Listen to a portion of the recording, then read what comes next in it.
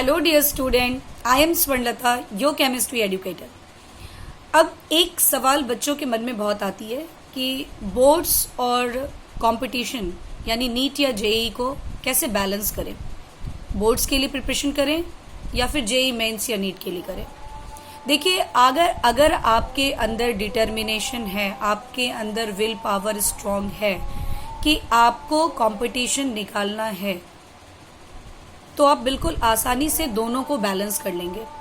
Board examination के लिए बहुत ज़्यादा परेशान होने की ज़रूरत नहीं है। जब आप बोर्ड्स की प्रिपरेशन करते हो, जब आप बोर्ड की तैयारी करते हो, तो ऑटोमेटिक आप जो भी थ्योरीज को पढ़ते हो वो बहुत डेप्थ तक पढ़ते हो, उसको बहुत ज़्यादा डीपली पढ़ते हो, बहुत ज़्यादा कॉन्सेप्चुअली पढ़ते हो।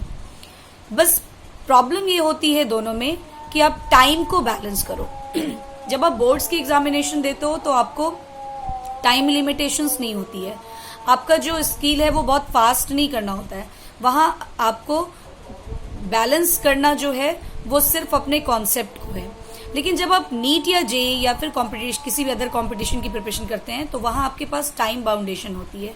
वहाँ आपको एक निश्चित समय में, कम समय में ज़्यादा से ज़्यादा क्वेश्चन जो है वो कंप्लीट करना होता है।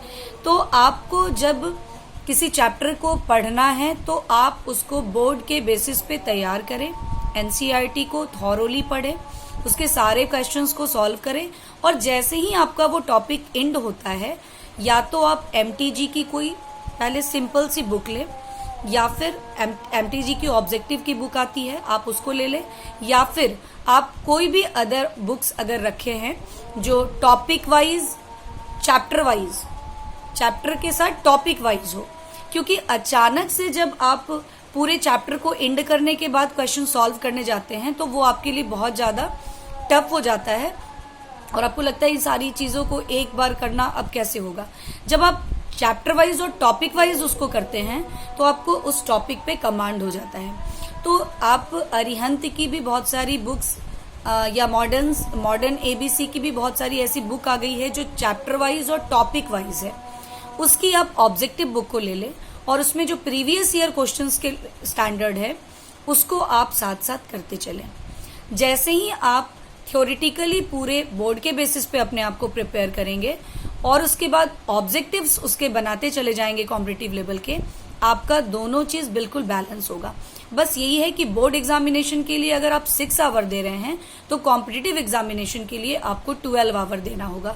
यानी जितना टाइम आप बोर्ड्स के लिए प्रिपेयर करने में लगा रहे हैं, आप उसका डबल टाइम लगा दें तो आपका कॉम्पिटिटिव एग्जामिनेशन जो है वो बहुत ईजिली हैंडल हो जाएगा।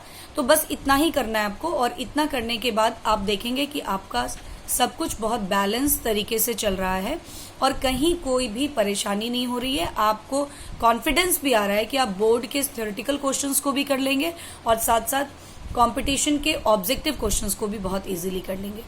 मेरे एक वीडियो में कि किस बुक्स को प्रीफर करें फॉर बोर्ड्स और किस बुक को प्रीफर करें फॉर कंपटीशन मीन्स नीट और जेई, वो मैंने एक वीडियो बनाया है। आप उससे उसको यूट्यूब पे स्वर्णा केमिस्ट्री क्लासेस में चेक कर सकते हैं जाके।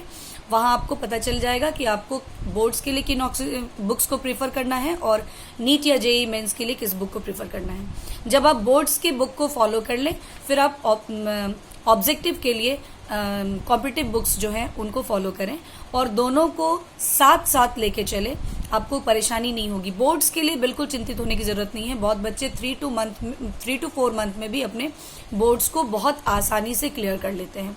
और बोर्ड्स के लिए जो अदर सब्जेक्ट्स होते हैं, बच्चे वो सोचते हैं मैम इंग्लिश है या फिजिकल एजुकेशन है या फिर फिजिकल एजुकेशन है या फिर आपको फाइन आर्ट्स है, उनका क्या करना है। कुछ नहीं, आप वीक में 1 दिन 2 दिन उन बुक्स को पलट के देखिए, उसमें कोई परेशानी नहीं होती है, वो बच्चे बहुत इजीली कर लेते हैं। तो आप अगर इस तरीके से फॉलो करेंगे तो आपका दोनों ही पोर्शन बहुत ही अच्छे से बैलेंस होगा। आप बोर्ड्स भी बहुत अच्छे से कर लेंगे और आपका कॉम्पिटिशन भी बहुत इजीली निकल जाएगा। Okay, thank you.